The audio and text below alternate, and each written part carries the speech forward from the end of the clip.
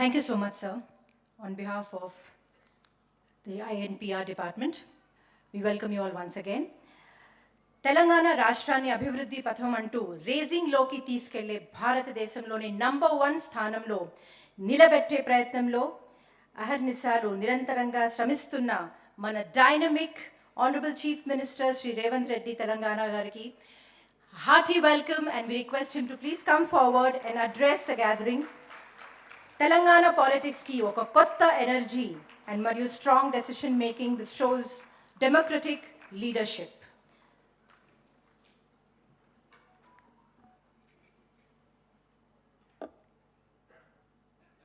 అంతర్జాతీయ మహిళా దినోత్సవం సందర్భంగా తెలంగాణ రాష్ట్ర ప్రభుత్వ సమాచార ప్రసార శాఖల సంస్థ ఈ కార్యక్రమాన్ని ఏర్పాటు చేసి తెలంగాణ రాష్ట్రంలో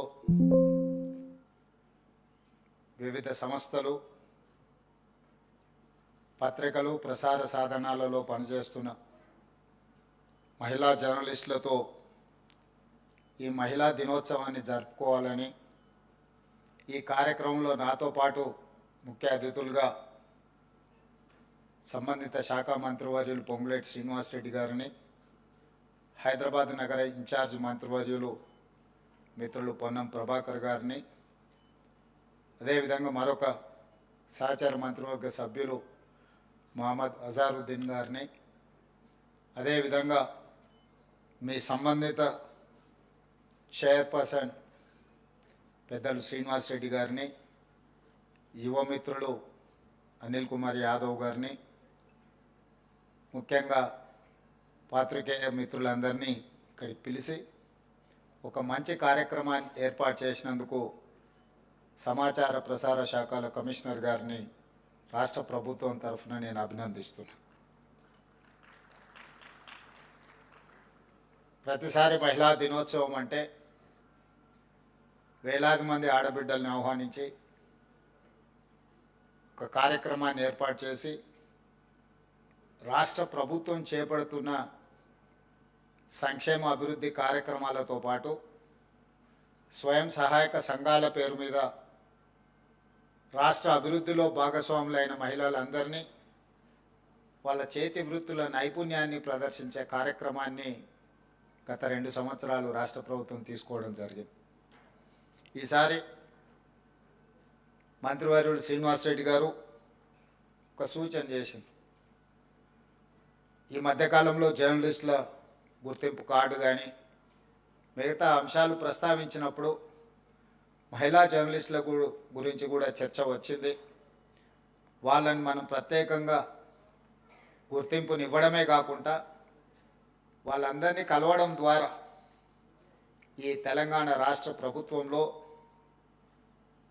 మహిళలకు ప్రాధాన్యత ఉన్నది, మహిళా పాత్రికేయ సోదరిమణులందరికీ తెలంగాణ ప్రభుత్వం ప్రత్యేకమైన గుర్తింపునిస్తుందనే కార్యక్రమాన్ని తీసుకుందామని వారు సూచన చేశారు. ఈ దేశానికి రాష్ట్రపతిగా, ఈ దేశానికి ప్రధానమంత్రిగా, ఈ దేశానికి లోక్సభ స్పీకర్గా, వివిధ రాష్ట్రాలకు ముఖ్యమంత్రులుగా, పార్టీకి మహిళనే అధ్యక్షురాలుగా, ఈ దేశంలో ఏ పదవైనా మహిళలకు ఇచ్చిన రాజకీయ పార్టీ కాంగ్రెస్ పార్టీ. అలాంటి మహిళా నేతృత్వంలో పనిచేస్తున్న ఈ పార్టీ ఆ ఉక్కు మహిళ సంకల్పంతో ఈరోజు తెలంగాణ రాష్ట్రం ఏర్పడ్డది. ఏర్పడ్డ తెలంగాణ రాష్ట్రానికి తెలంగాణ తల్లిని ఒక స్ఫూర్తిగా తీసుకొని మన ప్రభుత్వం నడుస్తున్నప్పుడు మహిళలకు ఇవ్వవలసిన గౌరవం, సరైన గుర్తింపునివ్వాలి అని మా ప్రభుత్వం భావిస్తున్నది. అందుకే ఈనాడు మంత్రివర్గం నుంచి మొదలు పెడితే మహిళా అధికారుల వరకు, ఎస్పీలు కావచ్చు, జిల్లా కలెక్టర్లు కావచ్చు, వివిధ శాఖలకు ప్రత్యేక అధికారులను కావచ్చు, ఎక్కడ ఏ అవకాశం వచ్చినా పోలీస్ శాఖ కానీ వివిధ శాఖలకు మహిళా అధికారులను నియమిస్తూనే వస్తున్నాం. నాకంటే జర్నలిస్టులు మీరు ఆ లెక్కల్ని ఎప్పుడైనా చూడొచ్చు. ఏసీపీ, విజిలెన్స్ అండ్ ఎన్ఫోర్స్మెంట్, ముఖ్యమైన శాఖలకు ఈరోజు మహిళా ఐపీఎస్ అధికారులు ఈరోజు బాధ్యత వహిస్తున్నారు. అదేవిధంగా హైదరాబాద్ లాంటి కీలకమైన నగరానికి, జిల్లాకి ఒక మహిళా కలెక్టర్గా ఈరోజు అత్యంత కీలకమైన బాధ్యతలు పోషిస్తున్నారు. ఎస్ఐబిలో ఎప్పుడూ పురుషులే అధికారులుగా వ్యవహరిస్తారు. కానీ ఎస్ఐబిలో ఐజీగా ఈరోజు ఒక మహిళా అధికారిని నియమిస్తే ఆ మహిళా అధికారి నేతృత్వంలో ఈ మధ్యకాలంలో 700 పైగా నక్సలైట్లను సరెండర్ చేయడంలో ఆ మహిళా అధికారి ఒక ప్రత్యేకమైన పాత్ర పోషించారు. అవకాశం ఇచ్చినప్పుడే ఎవరైనా తమ సామర్థ్యాన్ని నిరూపించుకోవడానికి అవకాశం ఉంటుంది. చాలామందికి వాద పటిమ ఉండొచ్చు, చాలామందికి రాయగలిగిన శక్తి ఉండొచ్చు, చాలామందికి మాట్లాడడానికి అవగాహన కూడా ఉండొచ్చు. చట్టసభలకు వచ్చినప్పుడు, పాత్రికేయ మిత్రులుగా అవకాశం కలిగినప్పుడు, వివిధ సందర్భాలలోనే వాళ్ళకున్న శక్తి కానీ వాళ్ళకున్న సామర్థ్యం కానీ సమాజానికి తెలియడం జరుగుతుంది. అందుకే ఈ ప్రభుత్వం అవకాశం ఇచ్చి చూస్తుంది. అవకాశాన్ని సద్వినియోగం చేసుకున్న వాళ్ళు ఉన్నత శిఖరాలకు ఎదగడానికి అవకాశం ఉంది. అందుకే ఈనాడు ఇందిరమ్మ ఇల్లు ఇచ్చిన మహిళల పేరు మీదనే ఇచ్చినాం. ఆర్టీసీ బస్సులో మహిళల ఉచిత ప్రయాణం గురించే మనం మాట్లాడుకుంటున్నాం.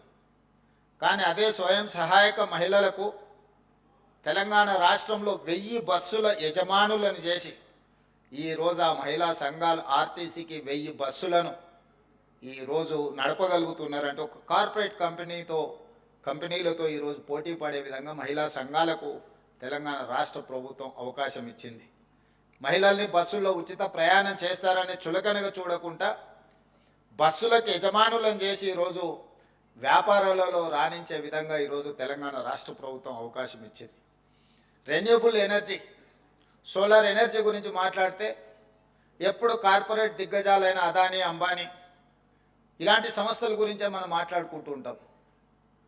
అందుకే స్వయం సహాయక సంఘాలైన మహిళలకు ఈరోజు 1000 మెగావాట్స్ సోలార్ పవర్ ఉత్పత్తి చేసి మన విద్యుత్ శాఖతో ఒప్పందాలు చేయించి ఈరోజు 1000 మెగావాట్ల సోలార్ విద్యుత్ ఉత్పత్తి చేసే యజమానులుగా ఈరోజు స్వయం సహాయక సంఘాలను ఈరోజు మనం యజమానులుగా మార్చడం జరిగింది. అదే కాకుండా ఈరోజు మనం ఏదైనా వస్తువులు కొనుక్కోవాలనుకుంటే ఆన్లైన్లో అమెజాన్ ప్లాట్ఫామ్ మీద కొనుక్కుంటున్నాం. అలాంటి అమెజాన్లో స్వయం సహాయక సంఘాలు ఉత్పత్తి చేసే వస్తువులను, వాళ్ళ వృత్తి నైపుణ్యం, చేతి నైపుణ్యంతో ఉత్పత్తి చేసే వస్తువులను ఈరోజు అమెజాన్ ప్లాట్ఫామ్తో ఒప్పందం చేసి మన మహిళలు తయారు చేస్తున్న వస్తువులను అమెజాన్ ప్లాట్ఫామ్ మీద అంతర్జాతీయ స్థాయిలో వాటికి గుర్తింపు వచ్చే విధంగా ఈరోజు అమెజాన్ ఒప్పించి తెలంగాణ రాష్ట్ర ప్రభుత్వం ఈ మహిళలు తయారు చేస్తున్న వస్తువులను అక్కడ పెట్టించడం జరిగింది. ఇప్పటివరకు ఓన్లీ కార్పొరేట్ మల్టీనేషనల్ కంపెనీలు తయారు చేసిన వస్తువులు అమెజాన్ ప్లాట్ఫామ్ మీద మనం చూస్తూ వచ్చినాం. కానీ ఈనాడు మన తెలంగాణ మహిళలు తయారు చేస్తున్న వృత్తి నైపుణ్యము, చేతి వృత్తులను, కుల వృత్తులతో తయారు చేసిన వాటిని ఈరోజు అమెజాన్లో మనం ప్రపంచానికి అందుబాటులోకి తీసుకొచ్చినాం. అదేవిధంగా ఈరోజు మహిళలలో ఉన్న టాలెంట్ను గుర్తించాలి, వాళ్ళకు అండగా నిలబడాలన్న ఆలోచనతోటి హైటెక్ సిటీ అని అంటే ప్రతి ఒక్కరూ మైక్రోసాఫ్ట్, ఇన్ఫోసిస్, విప్రో ఇలాంటి కార్పొరేట్ కంపెనీల గురించే మనం మాట్లాడుకుంటున్నాం. ఆ చుట్టుముట్టుతో ఉన్న ఐటీ కంపెనీల గురించి, అంతర్జాతీయ సంస్థల గురించి మాత్రమే మనం చర్చించుకుంటున్నాం. ఎగ్జాక్ట్గా హైటెక్ సిటీ పక్కన 3.5 ఎకరాలలో దాదాపుగా 1000 కోట్ల స్థలాన్ని 150 స్టాల్స్ ఈరోజు వాళ్లకు మహిళా సంఘాలకి ఇందిరా మహిళా శక్తి బజార్ అని పెట్టి 150 షాప్స్ని అక్కడ పెట్టి తండాలలో, గూడాలలో, మారుమూల పల్లెల్లో మహిళలు ఉత్పత్తి చేస్తున్న వస్తువులను అక్కడ అమ్మకానికి అవకాశం కల్పించి ఈ ఐటీ కార్పొరేట్ దిగ్గజ కంపెనీలతో పోటీగా ఈరోజు అంతర్జాతీయ స్థాయిలో అక్కడ ఒక వేదిక కల్పించినాం. ఈరోజు వాళ్ళలో ఉన్న నైపుణ్యాన్ని గుర్తించాలి, ఆ లోకల్ టాలెంట్ని గ్లోబల్ టాలెంట్గా తీర్చిదిద్దడానికి ఈరోజు హైటెక్ సిటీ పక్కన మహిళలకు ఒక గొప్ప అవకాశం ఇచ్చినాం. ఇలాంటివి ఎన్నో ఎక్కడైనా ప్రపంచ దేశాలు, అభివృద్ధి చెందిన దేశాలను చూడండి. మీరంతా senior journalist and working journalist, మీకు విశ్లేషించే విచక్షణ పరిజ్ఞానం మిగతా వాళ్ళకంటే కొంచెం ఎక్కువనే ఉంటుంది. ఏ దేశమైతే ఆర్థికంగా ఎదిగిందో, ఏ దేశమైతే ఎదిగిన అభివృద్ధి చెందిన దేశాలుగా ఈరోజు ప్రపంచంలో గుర్తింపు పొందుతున్నాయో, ఆయా దేశాలలో మహిళ యొక్క ఆర్థిక శక్తి పెరిగినప్పుడే ఆ దేశం అభివృద్ధి చెందిన దేశంగా గుర్తింపు పొందింది. మన దేశంలో మహిళల యొక్క శ్రమకు గుర్తింపు లేదు, శ్రమకు తగ్గ ఫలితము లేదు. ఇంట్లో చేసే ఏ పనైనా టేక్ ఇట్ గ్రాంటెడ్గా, ఆఫీస్లో ఏ పని ఉన్నా కూర్చొని చేసే పనిని మహిళల మీద నెట్టేసి మిగతా వాళ్ళు పెత్తనం చెలాయించే విధంగా, అదేవిధంగా మగవాళ్ళతో పోటీ పడి చేసేటప్పుడు చిన్న చిన్న చులకన కామెంట్స్ కానీ ఇతర ఇష్యూస్ మీకు అందరికి తెలుసు. ఇట్లాంటి వాటి అన్నిటికీ పులి స్టాప్ పడాలి అని అంటే మహిళల్ని వాళ్ళ టాలెంట్ను గుర్తించి ప్రోత్సహించాల్సిన బాధ్యత సంస్థల మీద ఉన్నది. వ్యక్తులుగా మనం కొన్ని చేయలేం. వ్యవస్థగా మనం పని చేసినప్పుడు తప్పకుండా మనం ఆ టాలెంట్ని గుర్తించి అవకాశం కల్పించడానికి అవకాశం ఉంటుంది. జర్నలిజం గురించి నేను చెప్పాలి అని అంటే నాకున్న పరిమితమైన అవగాహనతో ఆనాడు దేశ స్వతంత్రం కోసం కొట్లాడుతున్నప్పుడు యంగ్ ఇండియా అనే పత్రికను మహాత్మా గాంధీ గారు నడిపించారు. 1921 నుంచి 1931 వరకు 10 సంవత్సరాలు మహాత్మా గాంధీ గారు పత్రికను నడిపించి స్వతంత్ర పోరాటాన్ని దేశ ప్రజలకు చేరవేయడానికి యంగ్ ఇండియా పత్రికను నడిపారు. అదే సమయంలో పండిత్ జవహర్లాల్ నెహ్రూ గారు దేశ స్వతంత్ర పోరాటాలనే కాకుండా పాలసీలను ప్రజలకు తెలియజెప్పాలి, ఈ దేశ ప్రజలకు దేశాన్ని నడిపించుకునే శక్తి ఉన్నది, జ్ఞానం ఉన్నదని నేషనల్ హెరాల్డ్ పత్రికను పండిత్ జవహర్లాల్ నెహ్రూ గారు నడిపించారు.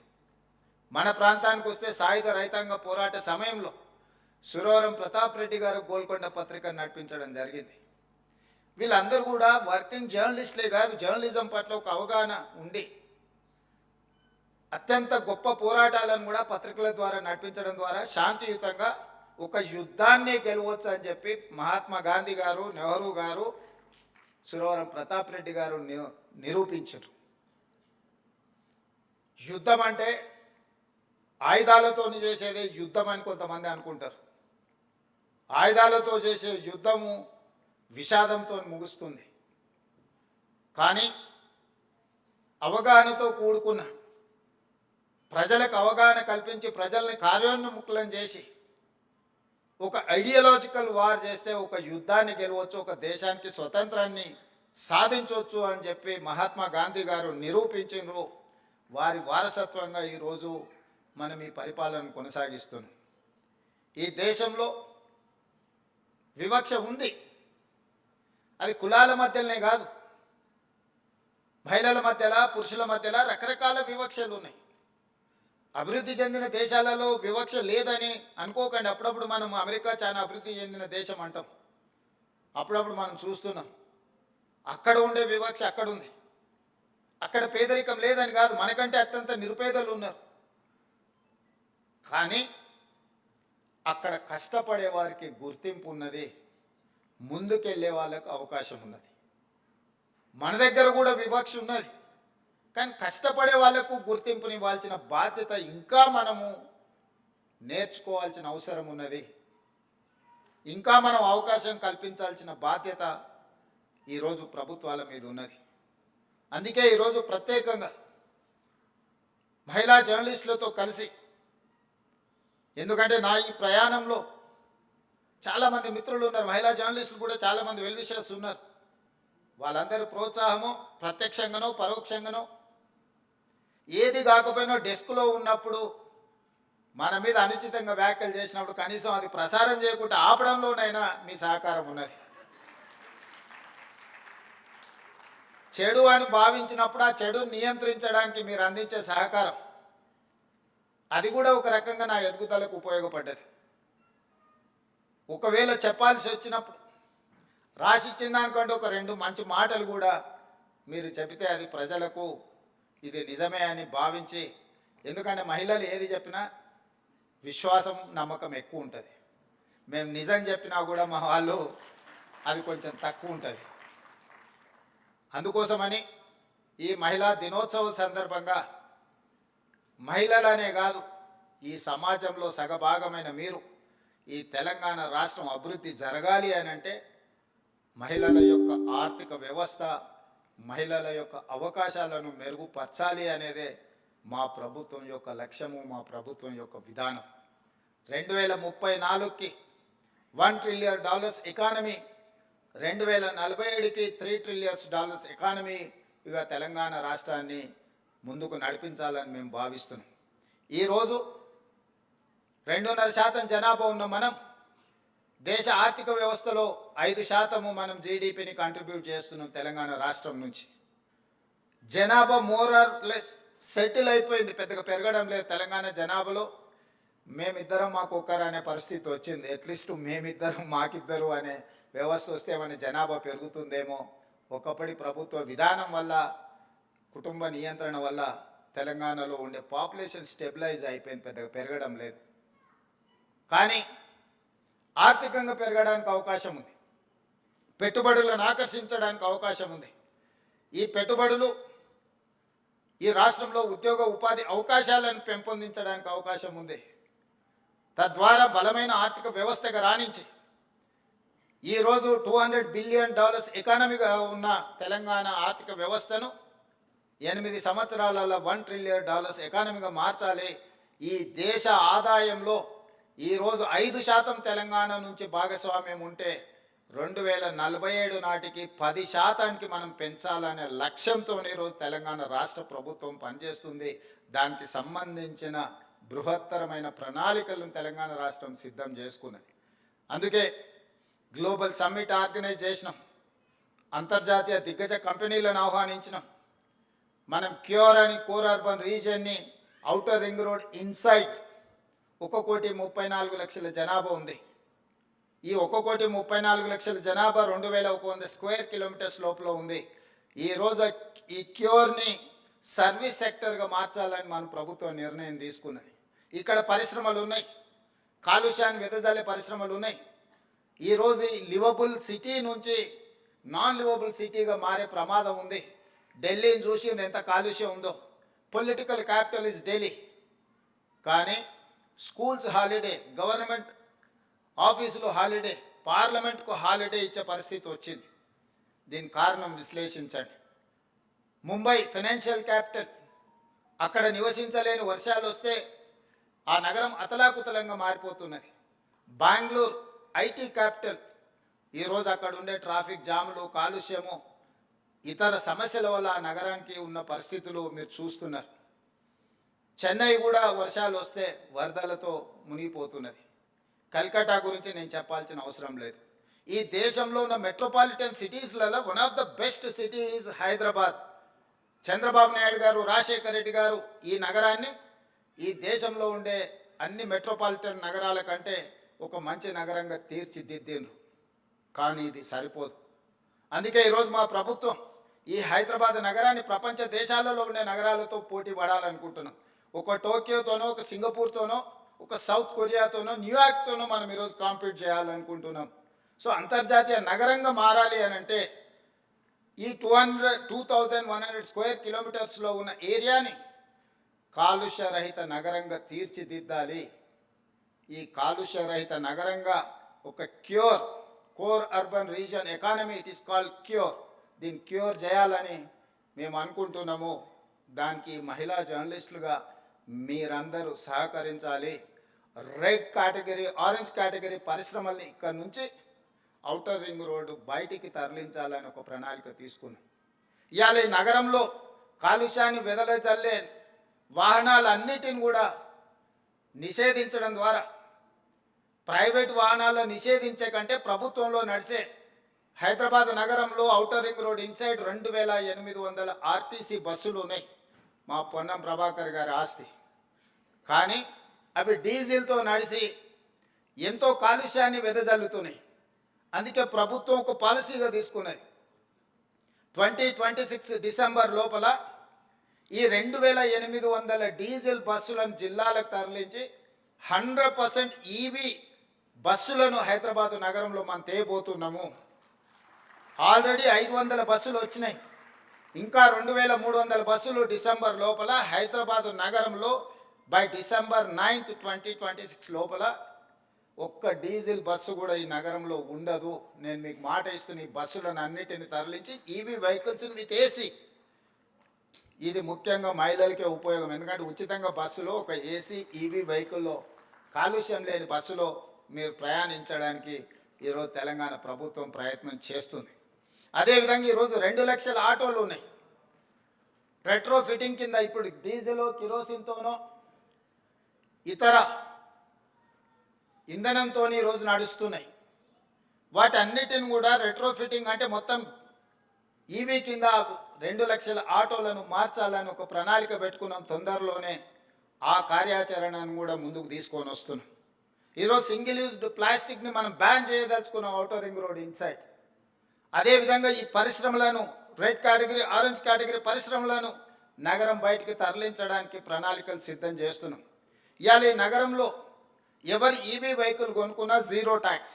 మీరు ఏ వెహికల్ కొనుక్కున్నా మీకు రిజిస్ట్రేషన్ ఛార్జెస్ వసూలు చేస్తున్నారు పొన్నం ప్రభాకర్ గారు. కానీ ఈవీ వెహికల్ కొనుక్కుంటే జీరో ట్యాక్స్. మీ కాస్ట్ ఎఫెక్టివ్గా వెహికల్స్ కొనుక్కోవడానికి ఈరోజు మనం ప్రయత్నం చేస్తున్నాం. కళాశాలలకు వెళ్ళే ఆడపిల్లలకు తొందరలోనే, ఈ ఫైనాన్షియల్ ఇయర్లో సాధ్యం కాకపోవచ్చు, తొందరలోనే స్కూటీస్ ఈవీ వెహికల్స్ని ఆడపిల్లలకి ఇవ్వాలని ఒక ఆలోచన చేస్తున్నాం. ఇవన్నీ కూడా ఈ నగరాన్ని ప్రక్షాళన చేయడానికి, ఈ నగరాన్ని అంతర్జాతీయ స్థాయిలో ఎవరైనా వచ్చి ఇవాళ రేపు ఎయిర్ క్వాలిటీ అందరు చెక్ చేస్తున్నారు. మీరు పొద్దున్నే చూడగానే హైదరాబాద్ ఆరెంజ్ కేటగిరీకి వచ్చింది. తొందరలోనే మనం ఇట్లనే వదిలేస్తే రెడ్ కేటగిరీకి పోద్ది. ఈరోజు ఎస్టీపీలు కొన్ని కట్టినాం, కానీ అవి సరిపో. ఈరోజు డ్రైనేజ్ వ్యవస్థ రోడ్ల మీదకి వదిలేసింది. శానిటేషన్ పని లేదు. ఈరోజు చెత్త ఎత్తమంటే 5000 ఆటోలు ఉచితంగా ప్రభుత్వం కొనిస్తే చెత్త ఎత్తాల్సిన ఆటో వాళ్ళు ఈరోజు మేము చేయము, మేము చేసిందే చెల్లుద్ది అన్నట్టుగా వ్యవహరిస్తున్నారు. ఒక పక్కన జర్నలిస్టులు రోడ్ల మీద చెత్త అటగోలుగా ఉన్నది అంటున్నారు. మరి దానికి నియమించిన కార్మికులు పనిచేయాలి కదా, వాళ్ళతో పని చేయించుకోవాల్సిన బాధ్యత ప్రభుత్వానికి, మున్సిపల్ శాఖకు ఉన్నది కదా. దోమలు పెరిగినాయి అంటున్నారు, మూసీలో కాలుష్యం ఉంది అంటున్నారు, మూసీని ప్రక్షాళన చేయాలంటున్నారు. కానీ ప్రభుత్వం ఏం చేయకూడదు అంటున్నారు. దోమల్ని నియంత్రించాలన్నా, చెత్త ఎత్తాలన్నా, మూసీని ప్రక్షాళన చెయ్యాలన్న డిమాండ్స్ వచ్చినప్పుడు ప్రభుత్వానికి ఏ కార్యాచరణ చేపట్టొద్దు అంటున్నారు. ఏ కార్యాచరణ చేపట్టకుండా ఇవి ఎట్లా సాధ్యమవుతాయో జర్నలిస్ట్గా మీరు నాకు సూచన చేయండి. గుజరాత్ అహ్మదాబాద్ సబర్మతి రివర్ ఫ్రంట్ కట్టుకుంటుంది. 10,000 కుటుంబాలను తరలించిన అక్కడి నుంచి. వాళ్ళు సరైన ప్యాకేజ్ కూడా ఇవ్వలేకపోయారు. ఈరోజు ఢిల్లీ యమునా నదిని ప్రక్షాళన చేస్తారు. ఉత్తరప్రదేశ్ గంగా నది ప్రక్షాళన చేసిన మన గొప్పగా ప్రపంచానికి ప్రచారంగా కల్పించుకుంటారు. నాకేం అభ్యంతరం లేదు, మంచిది. It is an a good programme, activity. Why can't Musi river development? Ahmedabad Sabarmati riverfront చేసుకోవచ్చు, ఢిల్లీ యమునా నది రివర్ ఫ్రంట్ డెవలప్ చేసుకోవచ్చు, ఉత్తరప్రదేశ్ గంగా నది రివర్ డెవలప్ చేసుకోవచ్చు. హైదరాబాద్ నగరం మాత్రం మూసీ నదిని ప్రక్షాళన చేయొద్దు అనడము ఏ మేరకు సమంజసము? నేను ఒకటే అడుగుతున్నా, వద్దనే వాళ్ళని. మీరు మొత్తం ప్రాజెక్టే వద్దంటున్నారా? ప్రాజెక్టు నిర్మించేటప్పుడు నిర్వాసితులుగా మారే వాళ్లకు సరైన సహాయాన్ని అందించాలంటున్నారా? మీకు స్పష్టత ఉండాలి. నిన్న మన ఒక అపార్ట్మెంట్కు సంబంధించిన చర్చ జరిగింది. ఎందుకంటే అక్కడ జర్నలిస్ట్ మిత్రులు ఉన్నారు. నేను కన్వే చేసిన అది 7 acres ఉంది. ఆ 7 acresలో మూసీ నది ఒడ్డున, ఈసా నది ఒడ్డున ఉంది. అది నదులకు బఫర్ జోన్ 50 మీటర్లు, నాలాకు బఫర్ జోన్ 10 మీటర్లు. ఈసా నది ఒడ్డున ఇది నాలా అని చూపించి 2004-05లో బిల్డరు అనుమతి తీసుకొని వచ్చి అక్కడ అపార్ట్మెంట్స్ కట్టింది. 2004 తర్వాత 2012లో చట్టాన్ని సవరించి స్పష్టంగా నాలా అయితే ఎంత ఉండాలి, చెరువులు అయితే ఎంత ఉండాలి బఫర్ జోన్, నదులైతే ఎంత ఉండాలి బఫర్ జోన్, కేటగారికల్గా చట్టాన్ని మనం ఆమోదించుకున్నాం శాసనసభలో. 2012 నుంచి యాక్ట్ మనం ఇంప్లిమెంట్ చేస్తున్నాం. దాని ప్రకారం మూసా నది కానీ ఈసా నది కానీ నది ఒడ్డున 50 మీటర్ల బఫర్ జోన్, ఎవరు ఏమి కట్టడానికి వీల్లేదు, కట్టినా కూడా వాటిని తొలగించాలి. భూ యాజమాన్య హక్కులు మీ దగ్గర ఉన్న నష్టపరిహారం ఇస్తారు తప్ప అందులో ఎలాంటి నిర్మాణాలు జరగడానికి లేదు. NGT directions, supreme court directions, all constitutional authorities have decided to remove all these buffer zones. ఆ అపార్ట్మెంట్కు సంబంధించి దాదాపుగా 50% ఈ బఫర్ జోన్ 50 మీటర్ల 9 మీటర్ల సెట్ బ్యాక్ చూపించేసి ఇది నాలా అని చూపించి బిల్డర్స్ అక్రమంగా అనుమతి తెచ్చుకొని కట్టినరు. మన వాళ్ళు కొనుక్కున్నారు. అనుమతి చూసే కొనుక్కున్న వాళ్ళ గురించి నేనేం తప్పుగా చెప్పట్లేదు, అనుమతులు అన్నీ చెక్ చేసుకున్నాను. నేను ఈ మధ్యలో ప్రాజెక్టుని టేకప్ చేయాలనుకున్నప్పుడు చూస్తే మోర్ దాన్ 50% బఫర్ జోన్లు ఉన్నది. దీంట్లో చాలామంది తెలిసిన మిత్రులు ఉన్నారు. అరే వీళ్ళకి ఏదైనా నష్టం జరిగేటట్టుంది, మనం చేయగలిగిన సహాయం చేద్దామని మా అధికారులకు చెప్పి వాళ్ళ దగ్గర పంపించి వాళ్ళతో చర్చ చెప్పిన. మరి వాళ్ళకి ఎంత చేరిందో తెలియదు, అందుకే ఈరోజు ఇక్కడ నుంచి చెప్పదలుచుకున్నా. వాళ్ళకి ప్రత్యామ్నాయంగా పక్కనే 7 ఎకరాలకు 7 ఎకరాల ల్యాండ్ ఇచ్చి ఇప్పుడు ఎంతైతే స్క్వేర్ ఫీట్ కన్స్ట్రక్షన్ చేసిందో కొత్త నిర్మాణానికి అవసరమైన డబ్బులు బ్యాంకులో డిపాజిట్ చేస్తా, మీరే ఒక సొసైటీ పెట్టుకొని మీరు కట్టించుకోండి. ఇది ఇంకా భవిష్యత్తులో ఎప్పుడు మీకు అమ్ముకోవడానికి కొనుక్కోవడానికి కూడా ఉండదు. ఈ 50 మీటర్ల బఫర్ జోన్ అనేది బ్యాన్ చేస్తాం. ఇప్పటికిప్పుడు కూలగొట్టకపోయినా భవిష్యత్తులో అది మీకు జీరో వాల్యూ అవుతుంది. మీ మేలు కోసం మీరు నష్టపరిహారం తీసుకొని మీరు వేరే దగ్గరికి వెళ్ళి కొనుక్కుంటామంటే మీ ఇష్టం. లేదు అంటే మీ ఎంత స్థలం ఉందో అంతే స్థలం ఆ పక్కన ప్రభుత్వ స్థలాన్ని కేటాయించి ఈ నిర్మాణానికి అవసరమయ్యే నిధులు కూడా ప్రభుత్వం ముందే మీ బ్యాంకులో డిపాజిట్ చేస్తుంది. మీరు ఒక అసోసియేషన్, మీ ఎట్లాగూ అపార్ట్మెంట్స్ వెల్ఫేర్ అసోసియేషన్ ఉంటుంది కదా, మీరు మీకు డిపాజిట్ చేస్తే మీరు కట్టుకోండి అని మేము చెప్పినాం. అది రాజకీయ రంగుగా మారి ప్రతి రాజకీయ పార్టీ అక్కడికి వెళ్ళి వాళ్ళ పట్ల సానుభూతి చూపిస్తున్నారు. సానుభూతితో ఇది సమస్య పరిష్కారం కాదు. నేను ఆ మిత్రులకు సవినయంగా విజ్ఞప్తి చేస్తున్నా. 50 మీటర్ల చట్టము అమల్లో ఉంది. ఆ చట్టాన్ని నేను మార్చలేను. నేషనల్ గ్రీన్ ట్రిబ్యునల్ నుంచి సుప్రీంకోర్టు వరకు ఇచ్చిన గైడ్లైన్స్ ప్రకారం ఏర్పడింది. ఆ 50 మీటర్ల బఫర్ జోన్లో ఉన్న అన్ని అపార్ట్మెంట్స్ జీరో వాల్యూ, నివసించడానికి పనికొస్తుందేమో కానీ దాని ఫైనాన్షియల్ వాల్యూ జీరో. అట్లాంటివి మేము సేకరించి వాళ్ళకి మేలు చేసి వాళ్ళని పక్కకు తరలించి వాళ్ళకి ప్రత్యామ్నాయం చూపిద్దామని అంటే లేదు మేము అడ్డుకుంటామని రాజకీయ పార్టీలు అక్కడికి వెళ్తున్నాయి. ఎవ్వరు వీళ్ళు ఉండరు. 2 రోజులు టీవీలలో పేపర్ల వార్తల కోసం మీ దగ్గరకు వస్తారు. మీ కన్నీళ్ళు వాళ్ళకు ఓట్లుగా మార్చుకుందామని ఆలోచన చేస్తున్నారు తప్ప మీకు సహాయం అందించాలనుకుంటే ప్రభుత్వంతో చర్చించాలి. అవునయ్యా వీళ్ళకి ఇక్కడ నష్టం జరుగుతుంది, నువ్వు ప్రత్యామ్నాయంగా ఏమిస్తావో చెప్పు అని ప్రభుత్వంతో చర్చించాలి వచ్చే ప్రతినిధులు. మోడీ గారు గొప్పగా చేసిందని చెప్పేవాళ్ళు, ఆ పార్టీకి ప్రాతినిధ్యం వహిస్తున్న వాళ్ళు ప్రభుత్వంతో చర్చించవచ్చు కదా. They are also constitutional authorities. వాళ్ళు కూడా యూనియన్ క్యాబినెట్ మినిస్టర్లు ఉన్నారు, యువతలు ఉన్నారు. ప్రతిపక్ష పార్టీ కూడా ప్రతిపక్ష హోదా ఉంది. వాళ్ళందరూ వచ్చి కూర్చొని అవును ఇక్కడ నుంచి మూసీ పరివాహక ప్రాంతంలో 2 వైపులా 50 మీటర్ల బఫర్ జోన్లో ఎవరెవరు ఎఫెక్ట్ అవుతున్నారు, వాళ్ళు ఎంత పేదవాళ్ళు, గుడిసెతో ఉన్నారా, ఇల్లుతో ఉన్నారా, వాళ్ళకి ఏ నష్టం జరుగుతుంది, వాళ్ళ సొంత భూమి ఉందా, ప్రభుత్వ భూమి ఉందా, వాళ్ళకి ఏమిస్తే బాగుంటుందో మనం చర్చిద్దామని నేను చెప్తున్నా. నువ్వు చర్చించడానికి లేదు, నువ్వు కట్టడానికి లేదు, మేము చేయలేదు కాబట్టి నువ్వు చేయొద్దు. నువ్వు చేయలేదు కాబట్టి నువ్వు ఇంటికి పోయినావు, నీ చేస్తానే నమ్మకం ఉంది కాబట్టి నేను కుర్చీలో కూర్చున్నా. ఇక నీకు నాకు తేడా లేకపోతే ఇంకా విషయం ఏమున్నది? అందుకే మన నగరాన్ని కాపాడుకోవడానికి, మన నగరం అంతర్జాతీయ నగరంగా రాణించడానికి, మన నగరం ఒక దేశ ఆర్థిక వ్యవస్థకి వెన్నెముకగా మారడానికి మీ అందరి సహకారం నాకు కావాలి. ఇది నేను నా ఒక్కడి కోసం, నా ఇంటి కోసం చెప్పడం లేదు. మీరందరూ మహిళా జర్నలిస్టులు అనుకుంటే రేపు 13th రోజు తాజ్ కృష్ణాలో పవర్ పాయింట్ ప్రజెంటేషన్ ఈ మూసీ నది మీద ఫేజ్ 1 మీద ఈరోజు డీటెయిల్ ప్రాజెక్ట్ రిపోర్ట్ ఇవ్వబోతున్నా. గాంధీ స్టాచ్యూకి 5,000 కోట్లు ఖర్చు పెడుతున్నారు. ఎవడన్నా బుర్రుండేటోడు 5,000 కోట్లు ఖర్చు పెడతాడు ఆ స్టాచ్యూకి. స్టాచ్యూ కాస్ట్ 70 కోట్లు. ఆడ విజ్ఞాన మందిరం మొత్తం కట్టడానికి 100+ ఏదో అవుతుంది. టోటల్ కలిపితే కూడా 200 కాదు. అంబేద్కర్ భవన్కి 220 కోట్లు పెట్టారు, సంతోషం. మహాత్మా గాంధీ ఒక విజ్ఞాన కేంద్రానికి ఒక 200 కోట్లు పెడితే మీకు వచ్చిన కష్టం ఏంది? దాన్ని 5,000 కోట్లు 10,000 కోట్లు అని చిలువలు పలువలు చేస్తారు. నిజం గడప దాటకంటే ముందే అబద్ధం ఊరంతా తిరిగి వస్తుంది.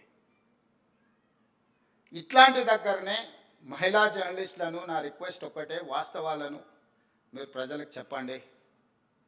అంతెందుకు ఈ గేట్లకు ఎప్పుడైనా వచ్చినామా? ఎవరు ఎంతమంది ఉన్నారు చేయతండి ఈ గేట్లకు వచ్చిన వాళ్ళు గతంలో? ఇప్పుడు కాదు, గతంలో 5-6 మంది ఉంటారా? గతంలో అప్పుడు కాదమ్మా, రాజశేఖర రెడ్డి గారు ఉన్నప్పుడు ఇది ఇట్లా లేదు కదమ్మా. గడిగా ఉన్నప్పుడు ఎప్పుడైనా వచ్చారా? ప్రజాభవన్ అయినాక వచ్చి ఉంటారు. గడిగా ఉన్నప్పుడు వచ్చిన వాళ్ళు ఏమో అంటే అప్పుడు కాదమ్మా. 2014 నుంచి 2023 వరకు ఇందులోకి ఎంటర్ అయిన వాళ్ళు ఎవరు ఉన్నారు? ఒక 4, 1 2 3 4 ఉన్నారు. సో ఈరోజు ప్రతిరోజు ఈ భవన్లోకి ప్రజలందరూ వస్తున్నారు. ఇది ప్రజలకు వేదిక, ఇది ప్రజా వేదిక, ఇది ప్రజా పరిపాలన. ఏది నిషేధిత ప్రాంతం కాదు ఇది. తెలంగాణ ప్రజల్ని నిషేధిస్తే ప్రజలు మనల్ని నిషేధిస్తారు శాశ్వతంగా. ఇంతే, దీంట్లో ఏం పెద్ద థియరీ లేదు, పెద్ద ఇది లేదు. అంతకుముందు అప్పుడప్పుడు ఎప్పుడన్నా ఉత్సవ విగ్రహాలు పండుగల పూట వీధుల్లో చూపిస్తారు. అంతకుముందు ఉండేటైనా అట్లా ఉత్సవ విగ్రహం లాగా అప్పుడప్పుడు మీకు కనిపించేటోడు. నేను ఎప్పుడు మీ మధ్యలోనే ఉంటున్నా. ఏ రోజైనా నేను సెలవు తీసుకున్న రోజు ఉందా? ఏ రోజైనా ఎవరైనా కలుస్తా అంటే కలవని రోజు ఉందా? అందుకే మహిళా జర్నలిస్టులకు కూడా నా విజ్ఞప్తి ఒకటే, మన రాష్ట్రాన్ని మెరుగుపరుచుకుందాం, మీ సహకారం ఉండాలి. మహిళా దినోత్సవ సందర్భంగా సంకల్పం తీసుకోండి. ఈ రాష్ట్రంలో మహిళలకు రక్షణ కల్పించడమే కాకుండా ఈ రాష్ట్రంలో మహిళలకు అవకాశాలు ఈ రాష్ట్ర ప్రభుత్వం ఇస్తుంది. వీటిని సద్వినియోగం చేసుకొని దేశంలోనే మహిళా ప్రాధాన్యతతో కూడుకున్న రాష్ట్రంగా ఒక గొప్ప పేరు గుర్తింపు మనం తెచ్చుకుందామని తెలియజేస్తూ మీ అందరి దగ్గర సెలవు తీసుకుంటున్నాను. ధన్యవాదాలు.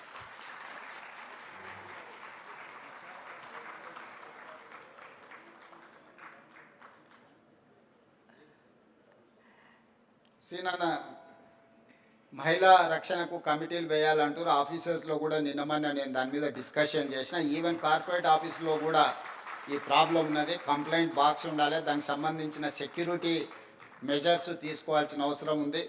తప్పకుండా తీసుకుంటాం. అదేవిధంగా ప్రింట్ మీడియా, ఎలక్ట్రానిక్ మీడియాకు అథారిటీస్ ఉన్నాయి, complaining authority to examine their news and their views. Social మీడియాకు లేదు. డెఫినెట్గా తెలంగాణ రాష్ట్ర ప్రభుత్వం ఎగ్జామిన్ చేసి సోషల్ మీడియాలో ప్రసారం చేసే అవాస్తవాల మీద ఫిర్యాదు చేయడానికి కూడా ఒక వేదికను చేయాలనుకుంటున్నాము. ఎందుకంటే అసలు నకిలీ అని ఎప్పుడు ఉంటుంది, నిజము అబద్ధం అనేది తోడు నీడ లాంటివి. సో నిజమైన జర్నలిస్టుల ముసుగులో వ్యాపారాలు వ్యవహారాలు చేసే వాళ్ళకు ఉన్న తారతమ్యం ఏముందో దానికోసం ఒక చట్టాన్ని కూడా తేవాలన్న ఆలోచన ఉంది. తప్పకుండా రేపు వచ్చే శాసనసభలో చర్చ చేస్తాం. మీరు ఏదైనా అవకాశం ఉన్నా ఇన్పుట్ ఇవ్వండి. మీకు కొన్ని డెస్క్లో చేసే వాళ్ళకి ఏదో గుర్తింపు కార్డులు సమస్య అన్నట్టుగా కొంతమంది, ఎవరిని అట్లా లేదు. మేము అందరికీ స్పష్టంగా అన్ని అవకాశాలు, డెస్క్ జర్నలిస్ట్కి లేకపోతే మిగతా ఫీల్డ్ జర్నలిస్ట్లకి ఏం తేడా లేదు. నేను మంత్రి గారితో మీ అందరికీ చెప్పించిన ఈ వేదిక మీద నుంచి కూడా మళ్ళొకసారి చెప్తున్నా. అన్నిటికంటే ముఖ్యంగా మీకు ఇళ్ల పట్టాలు చాలా రోజులు పెండింగ్ ఉంటే నేను వచ్చినాక ఇచ్చినవి ఆగిపోయినాయి. ఈ మహిళా దినోత్సవం, ఎందుకంటే ఇల్లు అనేది మహిళల చేతుల్లో ఉంటే మహిళల గౌరవం పెరుగుతుంది. ఒక వే ఫార్వర్డ్ ఏదో నేను ఆలోచన చేస్తున్నా. తొందరలోనే తప్పకుండా మీకు ఒక మంచి వార్త వినిపించే ప్రయత్నం చేస్తా. ఎందుకంటే చట్టంలో మీకు సమస్య రాకుండా మీకు అవకాశం ఇవ్వాలనేది నా ఆలోచన. ఎందుకంటే ఇప్పటివరకు మీకు వచ్చిన అవకాశాలు చట్టం వల్ల కొంత ఇబ్బంది వచ్చి సుప్రీంకోర్టు కూడా స్టక్ డౌన్ చేసింది. దానికోసం అడ్వకేట్స్తో వీళ్ళతో మాట్లాడుతున్నా. మనం ఫ్యూచర్ సిటీ నిర్మించుకుంటున్నాం. ఎమ్మెల్యేలకు, ఎంపీలకు, ఎమ్మెల్సీలకు, జర్నలిస్టులకి ఫ్యూచర్ సిటీలో ఒక మంచి కాలనీ మనం డిజైన్ చేసుకుందాము, నైబర్హుడ్ క్రియేట్ చేసుకుందాము. తప్పకుండా మహిళా జర్నలిస్టులు ముఖ్యంగా ఈ వేదిక మీద నుంచి ఎందుకు చెప్తున్నా అంటే, ఇంటికి వెళ్ళిన తర్వాత అందరికి చెప్పండి, మేము ఈరోజు మహిళా దినోత్సవం సందర్భంగా ఒక శుభవార్త తీసుకొని వచ్చినామని చెప్పండి. డెఫినెట్గా మంచి రోజులు వస్తాయి. ధన్యవాదాలు. Thank you very much sir. ఎంత స్ఫూర్తివంతమైన చక్కని సందేశాన్ని అందించారు. రేవంత్ రెడ్డి గారి డెడికేషన్